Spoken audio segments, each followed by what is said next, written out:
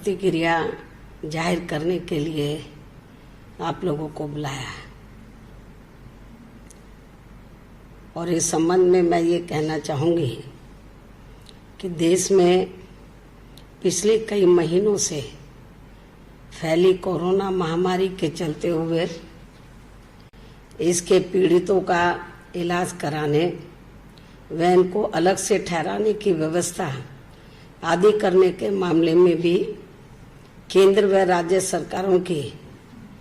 अनेकों रही कमियों को खास ध्यान में रखकर ही अब हमारी पार्टी ने ये फैसला लिया है, जिसकी आज मैं घोषणा भी कर रही हूँ कि उत्तर प्रदेश में बीएसपी की सरकार बनने पर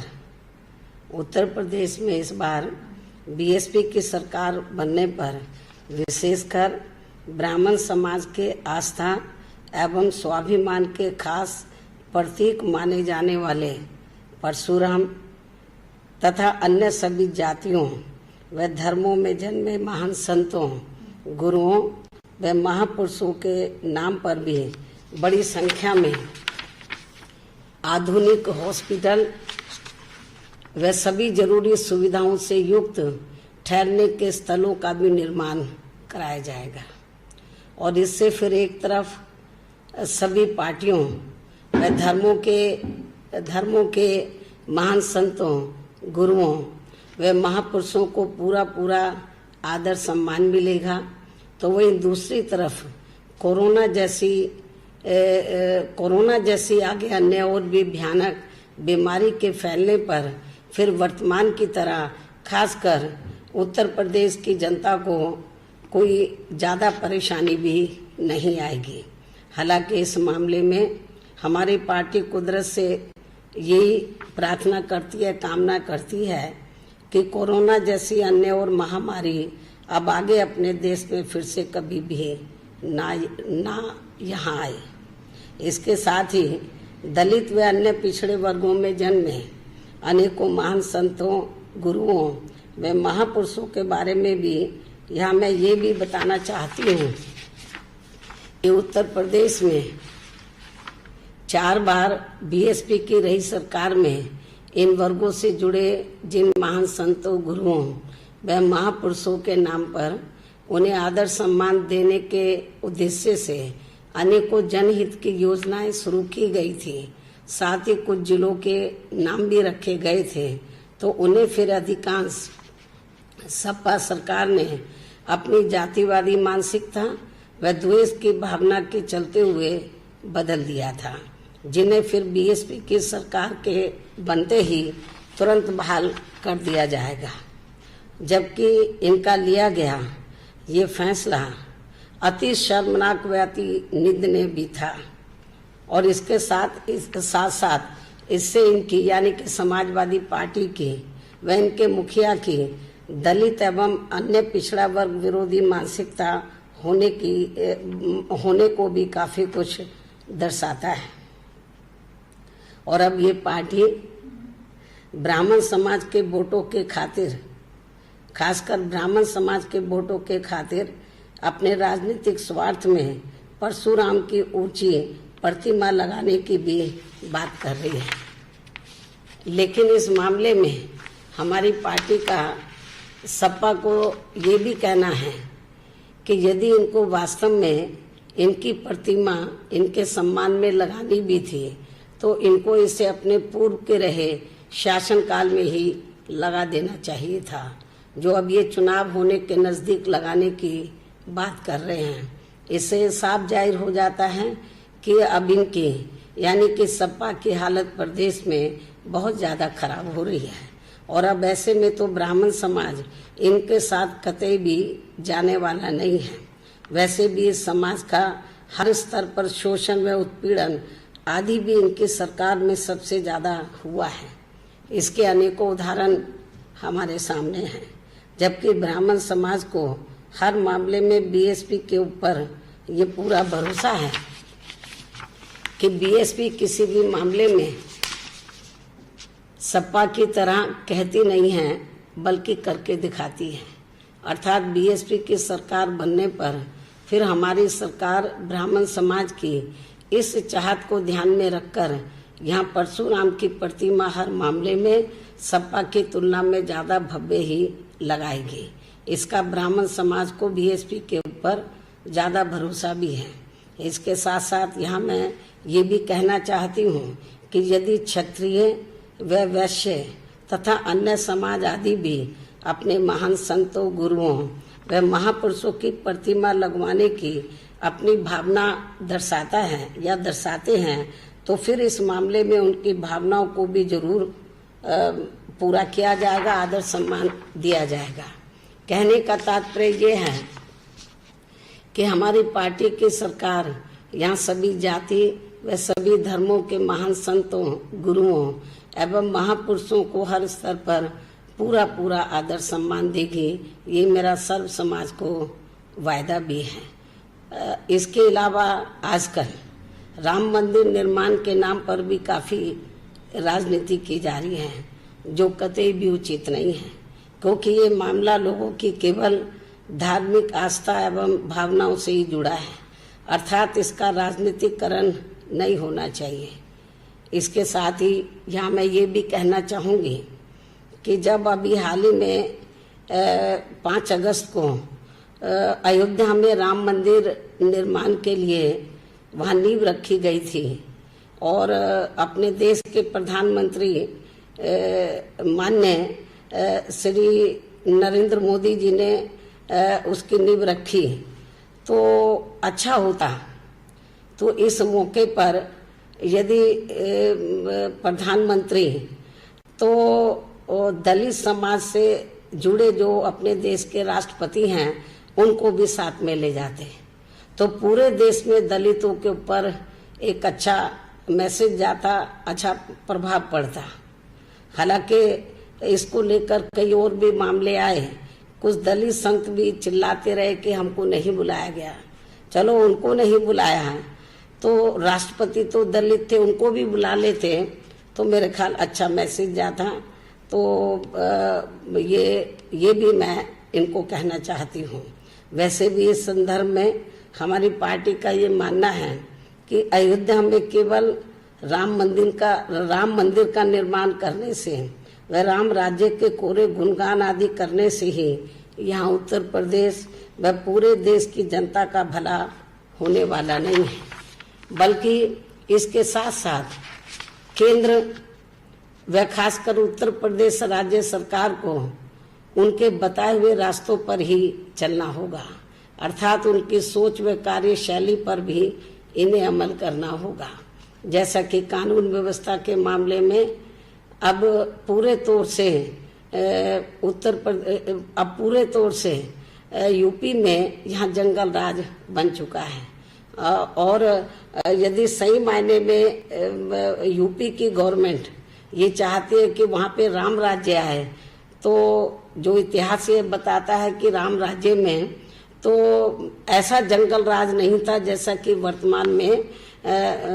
श्री योगी की सरकार में हमें जंगल राज देखने के लिए मिल रहा है। हर प्रकार का अपराध चरम सीमा पर है, ये भी किसी से छिपा नहीं है। और इस मामले में विशेषकर यूपी की वर्तमान भाजपा सरकार को ज्यादा ध्यान देने की जरूरत है। बीएसपी की इनको ये खास सलाह भी है, जबकि बीएसपी के मामले में ये बात सर्वविदित है कि बीएसपी जो कहती है तो उस पर अपनी पूरी ईमानदारी व निष्ठा से अमल भी करती है। उदाहरण के तौर पर जब उत्तर प्रदेश में सन 2007 में विधानसभा के आम चुनाव हुए थे, तो तब उस चुनाव में दलितों, पिछड़ों व धार्मिक अल्पसंख्यकों के साथ साथ खासकर मुस्लिम व अन्य धार्मिक अल्पसंख्यकों के साथ साथ अपर कास्ट समाज में से विशेषकर ब्राह्मण समाज ने भी अधिकांश अपना वोट बीएसपी को ही दिया था। तो उनको फिर और इतना ही नहीं, जब हमको ये लगा कि हमको सर्व समाज ने वोट दिया है और अपर कास्ट समाज में से ब्राह्मण समाज ने बड़े पैमाने पर सन 2007 में जो असेंबली का चुनाव हुआ था हमें वोट दिया है, तो उनको फिर हमने यानी कि ब्राह्मण समाज को फिर हमने अपनी पार्टी व सरकार में भी उन्हें हर स्तर पर उचित प्रतिनिधित्व भी दिया था। इसी प्रकार हमने क्षत्रिय समाज व अन्य सभी समाज को भी हर मामले में उचित भागीदारी दी थी और खासकर दलितों,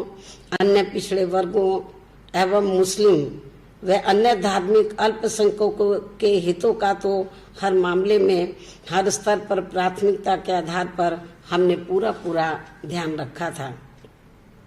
और इनके विकास व उत्थान के लिए हमने अनेकों महत्वपूर्ण फैसले लिए। हालांकि उस चुनाव में विशेषकर ब्राह्मण समाज को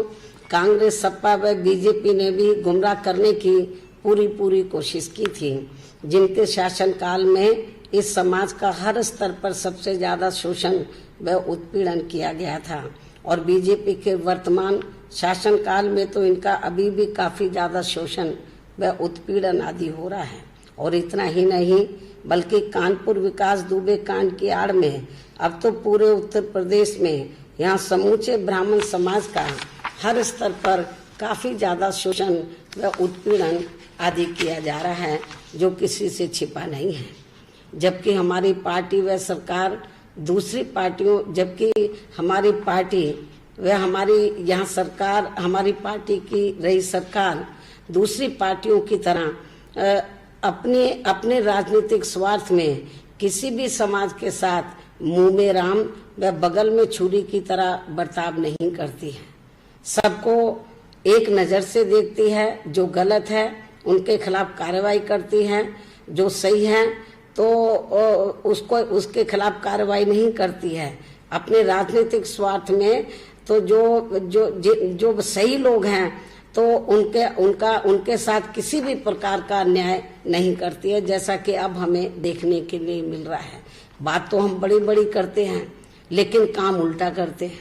तो ये भी ठीक नहीं है। तो मैं इस बात को फिर दोहराना चाहती हूँ, जबकि हमारी पार्टी व सरकार दूसरी पार्टियों की तरह अपने राजनीतिक स्वार्थ में किसी भी समाज के साथ मुंह में राम व बगल में छुरी की तरह बर्ताव नहीं करती है, बल्कि परम पूज्य बाबा साहब डॉक्टर भीमराव अंबेडकर द्वारा निर्मित भारतीय संविधान के मुताबिक चलकर ही सबको न्याय दिलाने की बात करती है।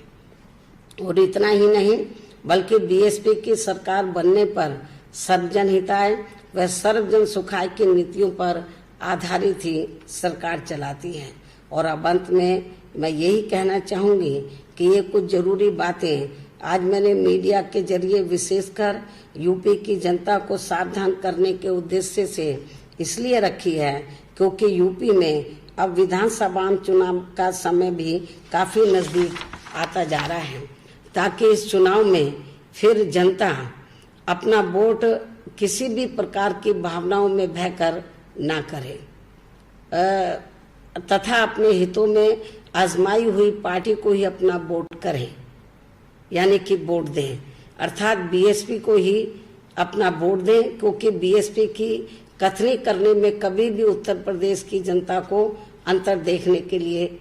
नहीं मिला है। जो कहती है उसके ऊपर पूरी ईमानदारी निष्ठा से अमल करती है। तो इसलिए एक ही पार्टी है उत्तर प्रदेश में बीएसपी, तो जो सर्व समाज के हितों का तो उनके डेवलपमेंट के मामले में पूरा ध्यान रखती है।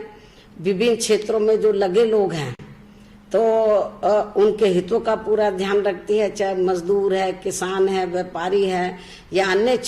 क्षेत्र में लगे लोग, अन्य मेहनत कश जो लोग हैं उनके हितों का पूरा ध्यान रखती है। और कानून व्यवस्था के मामले में तो हमारी पार्टी की सरकार किसी को भी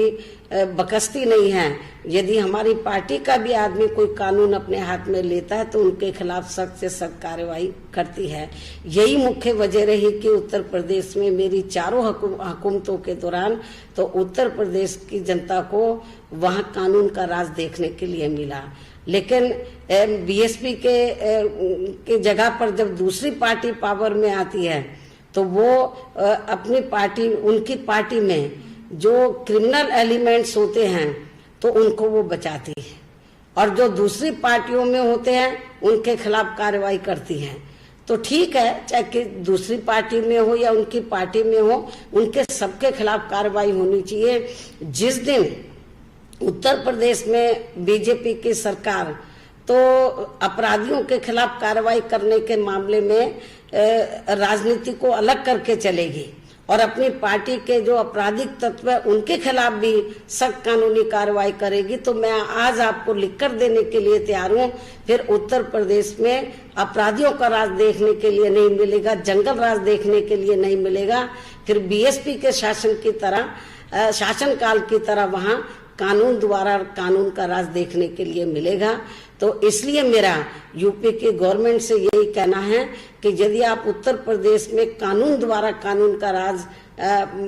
उधर कायम करना चाहते हैं तो आपको बीएसपी की गवर्नमेंट से इस मामले में बहुत कुछ सीखना होगा। दलगत राजनीति से ऊपर उठकर तो जो आपराधिक तत्व हैं उनके खिलाफ कार्रवाई करनी होगी। तो ये भी मेरी इनको सलाह है। तो इस उम्मीद के साथ ही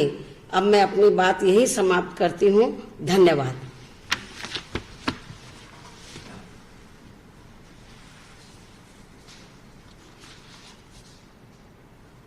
सरकार को घेरते हुए कानून के मामले में लेकर अपनी बात को सामने रखती है, सपा पर हमला बोलती है और इसी के साथ भूमि पूजन में, राम जन्मभूमि पूजन में राष्ट्रपति को न बुलाने को लेकर भी कहती हैं कि अगर राष्ट्रपति वहां पर जाते तो अच्छा होता।